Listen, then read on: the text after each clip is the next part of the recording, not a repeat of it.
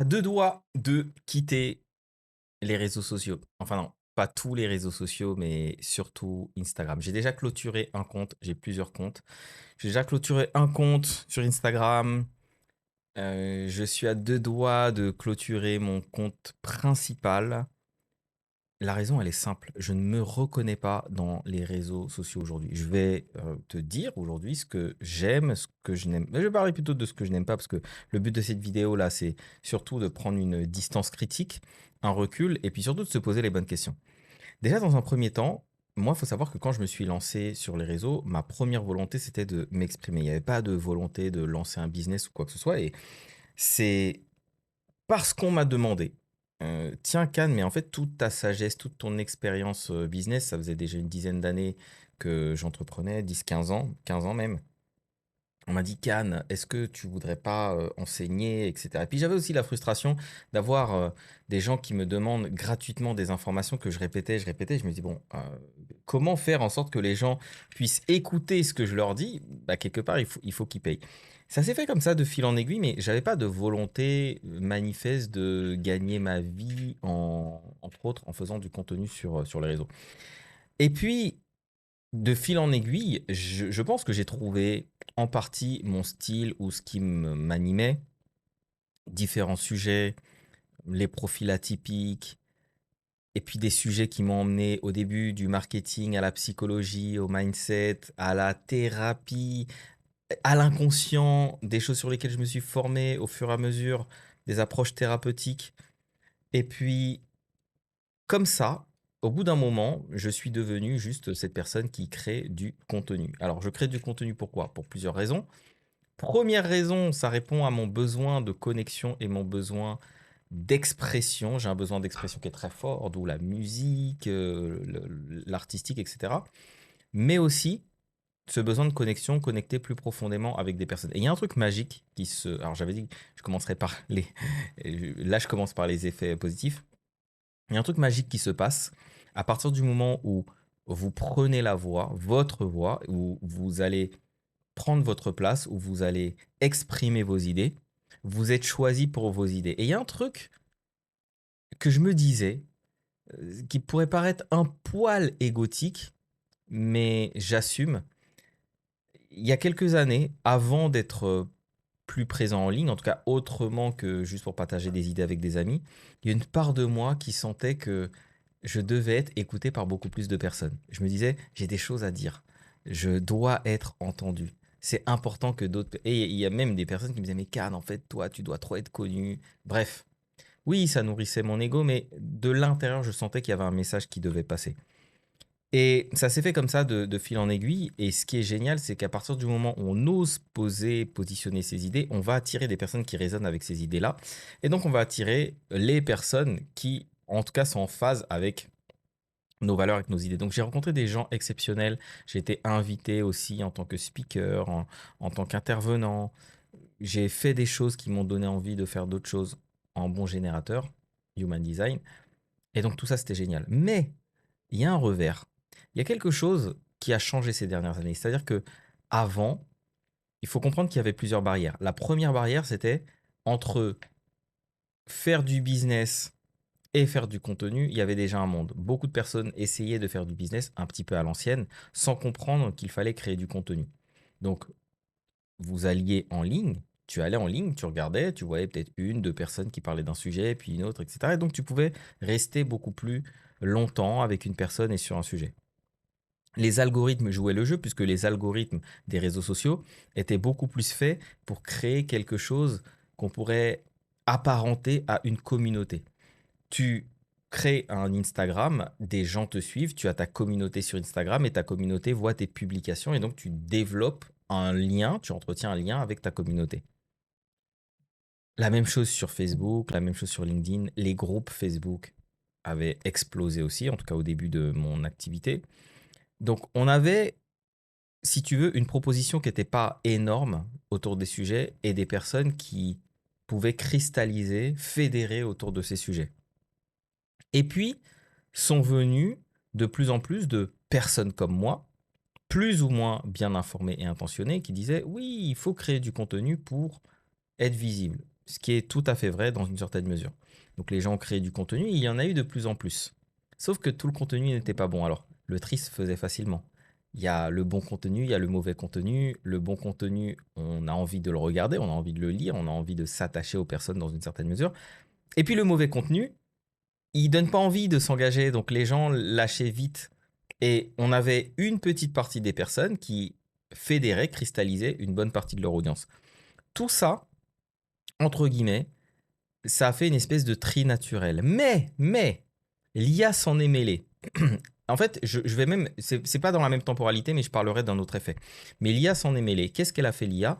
Elle a permis à n'importe qui, en allant simplement récupérer les publications de quelqu'un, de dire, ben voilà, maintenant tu vas me faire ce type de publication, etc. Il y a des gens qui le font très bien, je les nommerai pas, des coachs qui le font relativement bien. Moi, je vois que c'est de l'IA, mais c'est quand même plutôt bien fait. Et puis il y a des personnes qui le font très mal.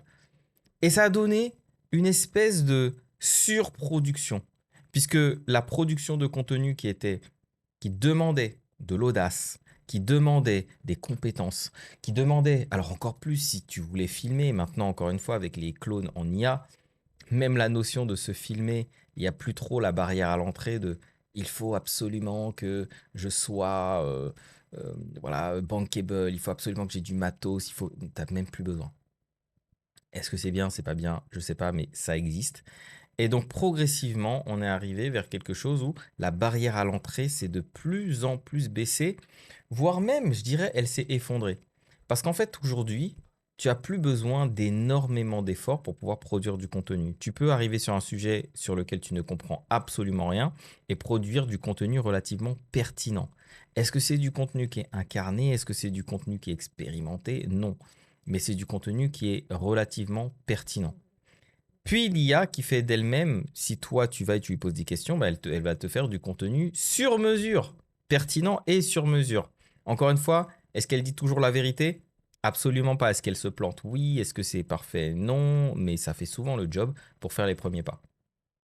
Donc, ça a changé complètement l'écosystème.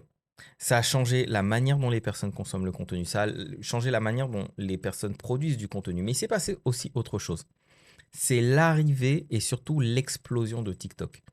TikTok, comparativement aux autres réseaux, qui sont des réseaux, orientés communauté, TikTok est arrivé avec un algorithme très différent. Un algorithme qui laisse la chance à chacun, à chaque instant, à chaque production de contenu, de pouvoir, je dirais, être connu, être reconnu, être visible.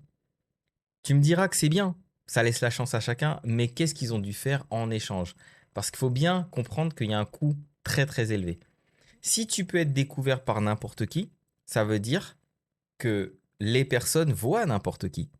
Et donc c'est le principe de l'algorithme de TikTok, c'est de dire on a un moteur de découverte un moteur qui est basé vraiment sur la découverte. J'allume mon TikTok, je vais voir essentiellement des gens que je ne connais pas. Et si je leur donne de l'attention, si en plus je crée des commentaires, si en plus je sauvegarde, etc., tous ces trucs-là, ça envoie des signaux qui disent cette personne mérite d'être beaucoup plus visible. Et donc ça donne plus de visibilité. Ça, c'est premier effet, qui est plutôt sympa. Mais alors, l'effet moins sympa, c'est qu'on voit moins les personnes qu'on suit, puisque le moteur est beaucoup plus orienté sur la découverte que sur la communauté. Et donc, bâtir un lien solide et profond. Donc, ça, c'est premier truc. Deuxième, pardon. Le troisième, c'est aussi que ton contenu que tu produis est sans arrêt remis en concurrence, mais avec tout, avec le monde entier. Parce que qu'est-ce qui se passe dans la découverte? Il faut comprendre que dans les réseaux, sur les réseaux sociaux, il y a le principe d'inventaire. Les réseaux, ils ont un inventaire de personnes à qui il faut montrer du contenu. Ils ont un inventaire de type de contenu et ils ont un inventaire de personnes qui produisent du contenu. Et donc, dans cet inventaire, il y a plein de trucs. Il y a des publicités, il y a des vidéos plus ou moins longues, il y a des vidéos sur certaines thématiques, etc. Et les algorithmes font un arbitrage. À qui je montre quoi, à quel moment, en fonction de ce que la personne connaît déjà. Et donc, quand une personne arrive, il y a une concurrence de contenu, mais c'est pas du contenu juste dans ta thématique. Tu es en concurrence avec toutes les thématiques, parce qu'en fait, tu n'as pas choisi de regarder ces personnes-là, mais on te les fait découvrir en fonction de tes centres d'intérêt. Et donc, ça veut dire que quand on produit du contenu maintenant, on est remis presque à zéro en concurrence tous les jours. Le nombre de followers compte presque plus. Le nombre de followers, ça va aider pour le côté social. Ça va aider si tu fais de la pub, parce que tu peux dire, tiens, je veux cibler uniquement mes followers. Oui, ça peut aider à ce niveau-là. Mais globalement, pour la découverte, pour la viralité, pour l'expansion, etc., c'est plus le plus important. Le plus important, c'est d'être visible. Donc, qu'est-ce que ça pousse à faire? Parce que les algorithmes dictent les formats, dans une certaine mesure. Ils se disent, tiens, on va pousser ce type de format parce que ce type de format fonctionne bien. Et ça fonctionne bien pourquoi? Ça fonctionne bien pour accrocher les gens. Mais pourquoi c'est aussi important que ces plateformes accrochent les gens? C'est pas pour te faire découvrir, c'est parce que plus tu restes sur la plateforme, plus on peut te montrer des pubs. Avant, sur Facebook, il y avait une pub tous les 8 publications en mobile. Ensuite, j'ai vu c'était toutes les 6. Après, j'ai vu toutes les 5. Je te dis uniquement, moi, comment je l'ai vu. Aujourd'hui, je crois qu'il y a une publicité toutes les 3 publications. Donc, ils ont raccourci. Ça veut dire que tu vas passer un certain temps, tu vas avoir beaucoup plus de pubs. Et ce qu'on veut, c'est que tu restes le plus longtemps pour te faire voir le maximum de pubs possible pour que tu finisses par acheter, etc., etc. Et que si tu achètes, bah, les entreprises qui font la pub sont contentes et elles continuent à dépenser, etc. Donc, ce sont des entreprises. Ils sont ultra capitalistes. Forcément, leur intérêt, il est capitalistique. D'ailleurs, c'est pour ça que leurs propres enfants n'utilisent pas ces réseaux-là. Si tu penses que les enfants de Steve Jobs utilisaient des tablettes ou que les enfants de Mark Zuckerberg et compagnie utilisent, ou de même Elon Musk utilisent leur plateforme, on va dire, avant l'âge ou même pour certains à un certain âge, eh bien non. Non, parce qu'en fait, ils savent que c'est délétère. C'est mauvais pour le cerveau, ça réduit ton temps de concentration, ça réduit ta capacité de réflexion, d'autonomisation dans une certaine mesure, ça favorise la comparaison, qui favorise la dépression. Et qu'est-ce qu'on fait quand on est déprimé? On consomme des médicaments, on veut se faire plus beau, on, on achète des trucs pour compenser, etc. Donc ça fait tourner une économie. Alors, on va mettre un peu de, non, j'ai pas envie de mettre de la crème par-dessus parce que malheureusement, c'est la vérité brute telle qu'elle est et c'est ce qu'apportent les réseaux aussi dans le monde. Alors, moi, je suis où et je suis quoi dans tout ça? Bah, quand je me suis lancé, je me suis pas lancé moi pour participer à tout ça. Aujourd'hui, quand je regarde les réseaux, je vais te dire vraiment ce que je ressens.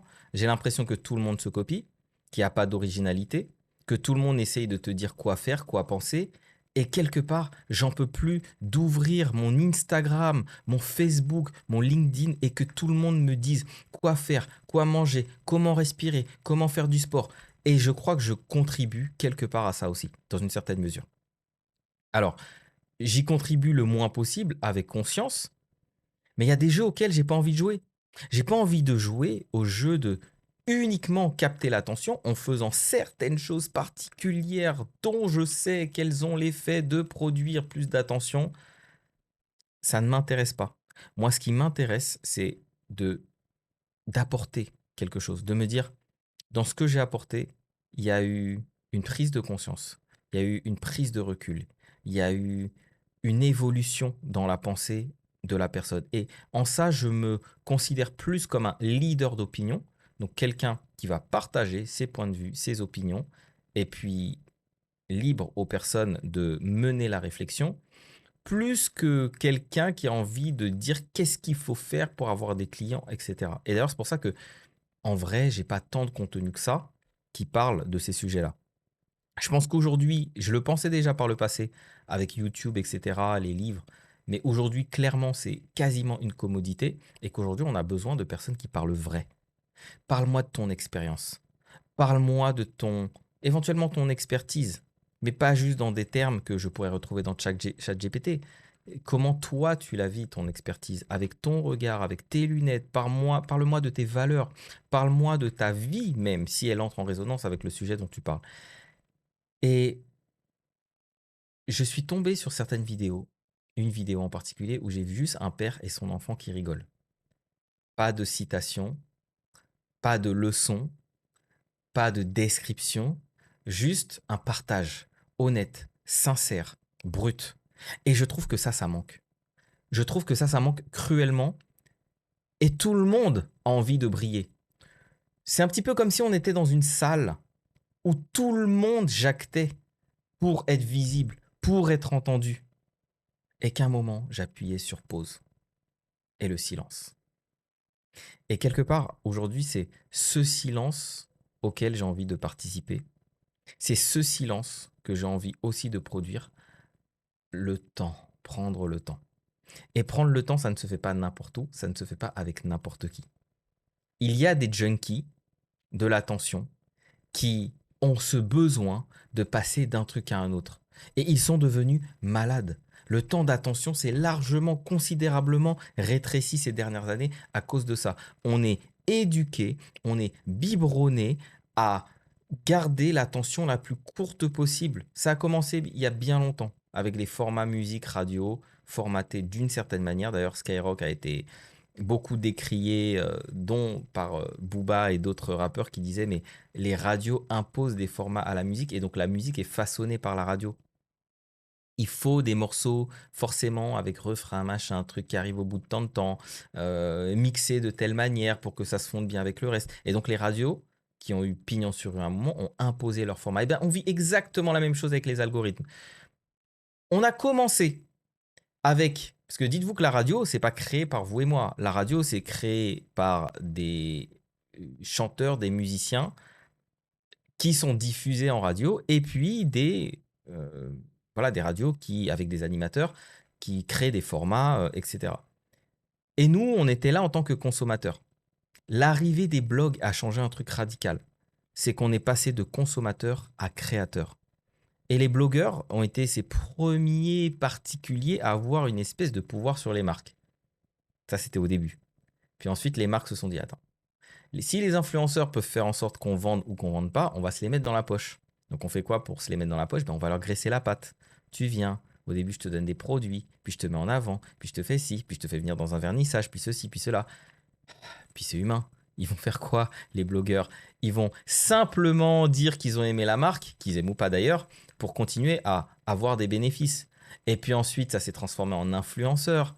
Et donc on est passé d'un rapport de force de l'individu tout-puissant qui peut, comme Jules César, dire si la marque elle continue ou si on la met à la poubelle, à des sous-fifres des marques qui créent du contenu spécifiquement pour les marques et qui se changent, qui se métamorphosent physiquement, émotionnellement, qui vont même jusqu'à faire des burn-out pour pouvoir plaire aux marques. Et pour pouvoir parfois vendre des produits qui sont des produits de mauvaise qualité et se mettre toute leur communauté à dos. Alors qu'est-ce qui s'est passé? Qu'est-ce qui s'est passé pour qu'on puisse en arriver là? Alors que tout avait bien commencé. On voulait créer du contenu, apporter de la valeur à des gens. On voulait affirmer nos goûts, nos préférences, pour les blogueurs en tout cas, et avec son intégrité, dire voilà, ces produits sont bons, ceux-là, ils sont bien faits, etc. Et ce type de blogueur a complètement disparu.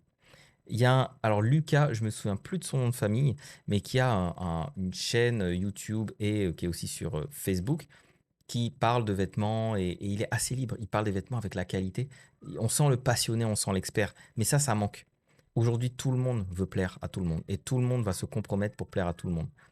Du coach qui a besoin de vendre et ou du thérapeute même qui oublie aussi que quelque part, sa vocation, c'est une mission et que sa mission, elle ne doit pas être oubliée quand on fait du marketing. Ta compassion ne doit pas être oubliée, bien au contraire. Ton soin de l'autre ne doit pas être oublié. Alors, faire sentir l'autre mal pour pouvoir lui vendre un truc, honnêtement, qu'est-ce que ça dit de toi?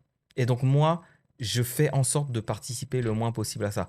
Tant et si bien que je finis par être relativement distant. Il y a une partie que j'ai déléguée à mon assistante qui va prendre certains de mes contenus et qui va les mettre en forme pour Instagram. Mais Instagram, c'est pas un endroit pour moi. Instagram, c'est un endroit où je devrais me former, performer, conformer, réformer, transformer. J'ai assez donné. J'ai assez donné en tant que personne atypique à me suradapter au système des autres pour pouvoir être aimé quelque part. Obtenir le minimum dont un être humain a besoin pour avoir envie d'avancer dans la vie. Et donc, quelque part, je me dis là, j'ai plus vraiment envie de jouer à ce jeu-là. Alors, ça va changer des choses pour moi. Je ne vais pas demander aux algorithmes de changer. Il y a des contextes dans lesquels pour moi c'est acceptable, des contextes dans lesquels c'est acceptable de se conformer en se disant je n'aime pas cette règle du jeu, mais cette règle du jeu me permet d'accéder à ce truc qui est important pour moi. Donc, dans mon pouvoir d'adaptation, je vais jouer des codes pour pouvoir obtenir ce truc qui est plus important. Parfois, ça se fait. Mais c'est là où on doit faire attention entre l'adaptation et la compromission. Je n'ai pas envie de me trahir ni de me compromettre, et en tout cas pas à certains endroits. Et donc là, ça me demande aussi de me positionner. Alors ça va changer quoi pour moi?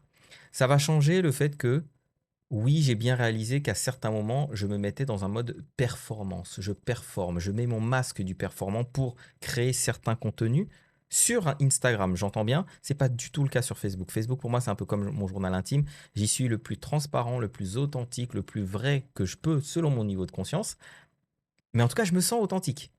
Sur Instagram, je sens que je suis obligé de jouer un jeu. Et parce que je joue un jeu aussi quelque part, je joue le jeu d'Instagram. J'ai pas les résultats que j'aimerais obtenir. Les résultats, c'est pas juste des ventes, c'est pas tout ça, mais c'est des interactions de qualité et un endroit où j'ai envie d'aller. Où j'ai envie d'aller, où je me dis, je me sens bien dans cet endroit. Instagram me demanderait, pour performer, de faire, selon les sources, 3 à 7, 10 publications, éventuellement en reel d'essai, voir ce qui marche, amplifier pour toucher des gens. C'est pas ce que j'ai envie de faire. C'est pas comme ça que j'ai envie de passer ma vie. J'ai des enfants, école à la maison, on fait plein de trucs, voilà.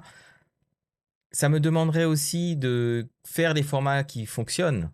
Donc, tiens, ah, là, c'est la mode de ça. Ah, tiens, là, c'est cette musique. Ah, tiens, là, c'est ça. Je pense que j'ai passé l'âge de faire le saltimbanque pour pouvoir. Et puis, il y a des trucs, franchement, c'est cringe. Je vois des gens de mon âge, j'ai 43 ans, de mon âge, 40, 50 balais, qui font des trucs pour se rendre visible sur les réseaux. Je me dis, mais oui, la part en moi qui juge, juge. Et je me dis, je ne veux pas tomber là-dedans. Et ça se sent. En fait, ce que je juge, c'est pas qu'elle le fasse. Il y a des gens qui le font et qui l'incarnent, et c'est très bien. Mais on sent bien qu'elles le font. C'est un peu comme quand tu es déguisé. La différence entre bien habillé et être déguisé. Il y a des gens qui sont déguisés, et ça se voit. Ça se voit, ça se sent. Tu le sens dans la manière dont elles se meuvent, la manière dont elles portent un vêtement.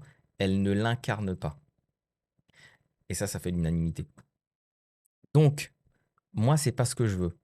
Et je me suis déguisé, un peu travesti parfois, pour pouvoir rentrer dans les codes d'Instagram. Je suis pas dans ces codes-là. Et donc, je suis pas fait pour cette plateforme-là. Moi, je suis fait pour quoi? Je suis fait pour la nuance. La nuance, ça marche pas sur Instagram. On veut des trucs putaclic. Donne-moi vite le truc qui fait que tu vas cliquer le hook. Donne-moi tes 30 premières secondes, tes 2, 3 premières secondes même. Sinon, je ne te choisis pas. C'est pas pour moi. Moi, j'ai envie d'aller dans la nuance, dans la subtilité. Prendre le temps. Parfois, le silence est plus important que le mot qui a été prononcé. Alors si je laisse un silence où on doit se déposer, on doit prendre de la hauteur, et qu'on m'a zappé pour le prochain shoot de dopamine, quelque part, c'est pas pour moi. Une plateforme qui me met en concurrence avec le moindre humoriste, le chat, les images d'IA et tous ces trucs, ça m'intéresse pas. Ça m'intéresse pas. J'ai pas envie de me battre pour grappiller un semblant d'attention. C'est pas l'intention que je mets moi. Je veux poser quelque chose, je veux partager, éventuellement interagir, un peu comme un artiste qui crée son œuvre et qui laisse les gens décider de ce qu'ils en font. Pas un artiste qui va absolument produire ce qu'il faut produire. Imaginez si le monde de l'art, à certains égards, a pu être comme ça, mais fort heureusement, la plupart des artistes vont quand même produire aussi en lien avec ce qu'ils ressentent et ce qu'ils ont envie de produire. Et donc moi, c'est ça, je veux plutôt fonctionner comme un artiste. Donc, quand je vois tout ça, je me dis, c'est pas fait pour moi. Moi, je suis quelqu'un qui euh, est plutôt sur du temps long. Mes relations, ce sont des relations qui durent. Ça fait 10 ans que je suis avec ma compagne. J'étais dans une relation de 13 ans avant. Je suis quelqu'un de fidèle. Mes vraies amitiés, ça fait 25 ans. Ce sont des amitiés longues qui durent, fidèles. Et donc, moi, je suis plutôt là-dessus. Je suis plutôt aussi sur la nuance, la subtilité, nourrir des idées avec des choses qui peuvent être parfois contre-intuitives, qui demandent de laisser résonner en soi.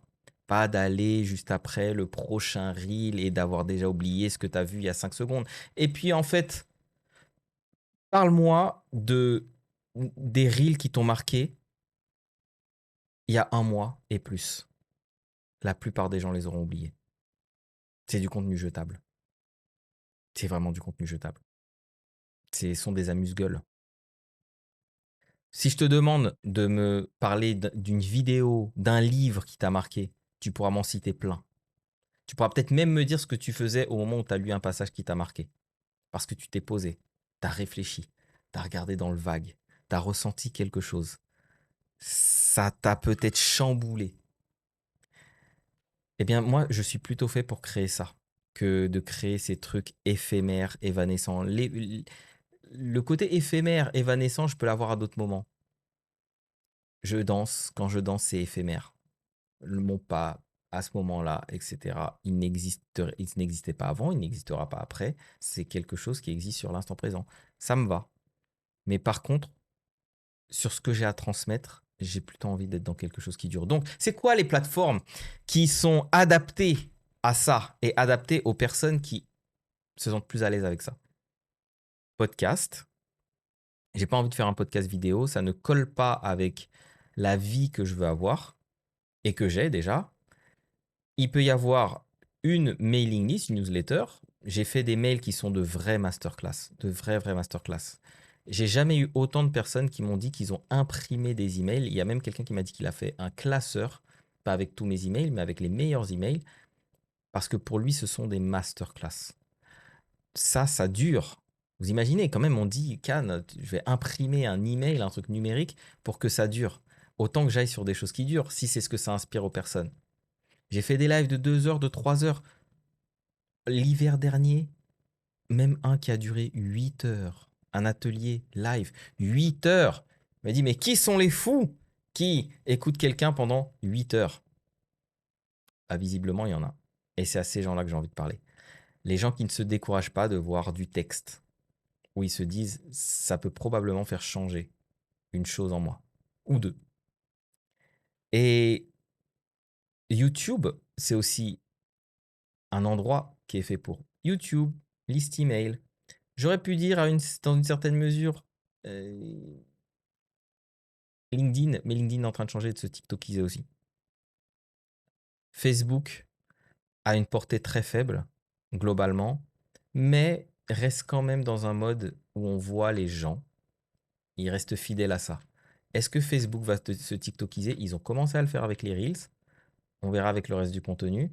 J'espère, moi je vois de plus en plus de gens que je connais pas sur mon fil d'actualité. Ce sera la mort des communautés. Et quand on tue les communautés, on tue le lien.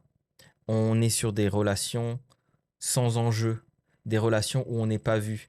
Vous savez tout ce que ça change, le fait d'être vu, pour le meilleur et pour le pire, mais le fait d'être vu, on a vu que vous avez commenté, eh bien on fait attention. Le mec misogyne, qui a des pensées parfois misogynes, qui va l'exprimer, mais quand il sait qu'il est vu sur son réseau LinkedIn ou Facebook, il réfléchit à deux fois. Les pervers en tout genre, les gens déviants, ils réfléchissent à deux fois. Et donc ça permet des comportements quand on se sait observer, ça a été documenté toujours dans les expériences des années 50, ça a été documenté, notre comportement change et depuis enfant, dès qu'on se sait observer. Et on a des comportements qui sont beaucoup plus civilisés. Deux enfants qui jouent avec le même objet, s'ils savent qu'ils sont observés, ils ne vont pas se battre. S'ils savent qu'ils ne sont pas observés, et là, ça se castagne. Donc il y a quelque chose qui tient une espèce de liant, de ciment social quand on se sait observer. Alors moi, le but, c'est pas de dire je vais vous mettre dans une plateforme sur laquelle vous êtes observé, c'est simplement d'aller à la meilleure plateforme pour moi et de créer de la meilleure manière qui soit. Et pour ça, j'ai besoin de faire évoluer mon identité. Donc, je me retire de certains réseaux, je consomme moins sur ces réseaux, je vais plus sur d'autres. Aujourd'hui, je suis pas du tout inspiré ni par les coachs, ni par les business coachs, mais rien, zéro. Il y a des personnes que je trouve brillantes, mais je ne suis pas inspiré. Elles ne me donnent pas envie d'eux. Il n'y a pas cette inspiration. Je suis inspiré par contre par des créateurs de contenu, des vlogueurs, des gens qui partagent souvent quand ils ne sont pas encore très connus, quand ils ont quelques centaines ou quelques milliers de followers et ils partagent avec leur trip, avec leur cœur. Ça me nourrit. Ça me donne envie. J'ai envie de faire partie plus de ça. Alors, je ne vais pas devenir juste youtubeur, vlogueur du jour au lendemain. C'est pas ce que je suis venu chercher dans ma contribution et autres. Et par contre, j'ai envie de faire autrement. Faire autrement, ça veut dire aussi Produire autrement. Peut-être avec une machine à taper, machine à écrire. Peut-être comme ça, avec des caméras analogiques, du vieux matériel, des choses qui prennent du temps, comme à l'époque où je faisais de la photo et il fallait prendre du temps pour prendre son cliché, puis il fallait prendre du temps pour aller le développer, que tu développes toi-même ou que tu ailles voir quelqu'un un photographe, qui va développer tes photos. Le temps que j'ai passé dans des ateliers avec la chimie, les odeurs, les lumières, la lumière rouge, tout ça, et puis tu vois ton truc qui se révèle, qui sublimé. Sublimation, sublimer. On va rendre les choses sublimes. Et ben, c'est ce que j'ai envie de faire. Du contenu qui va me prendre du temps à faire et que je vais produire moins. Alors sur Facebook, je vais continuer à euh, produire un peu comme un journal intime, mais le reste, ça me prendra du temps. Peut-être une semaine pour pouvoir créer un contenu et j'en publierai un par semaine. Après, il y aura peut-être des contenus entre un peu plus rapides, un ou deux. Mais Instagram, c'est pas la plateforme qui marchera pour moi si je veux faire ça. Les gens ne s'empresseront pas d'aller regarder Cannes qui va publier sa vidéo hebdomadaire. Instagram attend qu'ils puissent regarder la prochaine personne qui circule sur le feed. Et donc, je ne peux pas aller sur des plateformes qui me poussent à produire d'une manière dont je ne veux pas produire. Je ne peux pas aller dans une plateforme qui me pousse à aller derrière mes masques et ma suradaptation. Je ne peux pas aller dans une plateforme qui ne récompense pas mes efforts de finesse, de subtilité, de recherche, de nuance, de profondeur et d'expérience. Ça ne marche pas pour moi. Donc, est-ce que je vends sur Instagram? Bien sûr que je vends. Est-ce que j'ai des followers sur Instagram? Bien sûr que j'en ai. Mais les efforts versus les résultats, et la vie que ça me donne, si demain je veux vraiment cartonner sur Instagram, monter dans les 20, 30, 40 000 followers, ça va me demander de faire des choses qui vont me donner une vie que je n'ai pas envie d'avoir. La vie que je veux et que je vis déjà, c'est pas une vie où je suis tous les jours en train de sortir mon smartphone pour pouvoir faire le prochain reel, la prochaine story. C'est une vie où justement je suis dans le temps long, où je fais des choses qui comptent, comme je fais avec mes enfants, où on prend le temps. On prend le temps, je prends le temps de réparer une moto, enlever boulon par boulon, sans me presser, de commander des pièces qui arrivent de l'autre bout du monde, de travailler. Prendre le temps de chercher des accords, de trouver une musique, d'écouter une musique et de la reproduire, prendre ce temps-là, prendre le temps de voir mes enfants grandir, prendre le temps de ne rien faire, prendre le temps de marcher, prendre le temps d'aller à la plage, prendre le temps de flâner, prendre le temps d'observer, prendre le temps d'apprendre, prendre le temps de lire, prendre le temps de rencontrer, prendre le temps. Et si une plateforme me vole mon temps, je n'aurai plus de temps à prendre. Alors, oui, je vais probablement quitter Instagram ou le vivre autrement. Je suis partagé. J'ai pas envie de donner le moins de moi-même. J'ai pas envie de donner des miettes et d'être sur une plateforme où je peux donner qu'un petit bout de moi. Alors je me pose la question. Et j'ai pas encore répondu, mais ce que je sais, c'est clairement que je vais aller beaucoup plus sur Instagram avec un style qui est pas le style que tu verras partout parce que je tiens aussi à mon exploration, à mon originalité. Je vais le faire essentiellement en anglais. Alors sur le contenu français, je verrai, je ferai de mon mieux, mais en tout cas, je pourrais pas mettre les efforts aux deux endroits.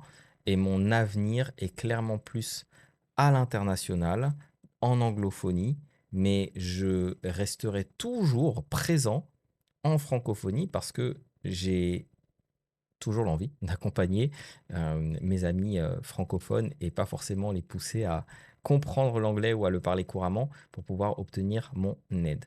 Voilà, j'ai fini. J'aimerais bien aussi que tu me dises, que tu me répondes en toute cette vidéo, qu'est-ce que toi ça t'évoque? Comment tu le vis, cette vie sur les réseaux? Est-ce que toi, tu t'y retrouves et quels impacts ça a sur ta vie? Ça fait beaucoup de questions, mais en tout cas, tu as compris, j'ai un besoin d'interaction et pour moi, c'est cool d'être en lien avec les gens. Donc, n'hésite pas à me partager comment toi, tu vis les choses. Et je te dis à très vite.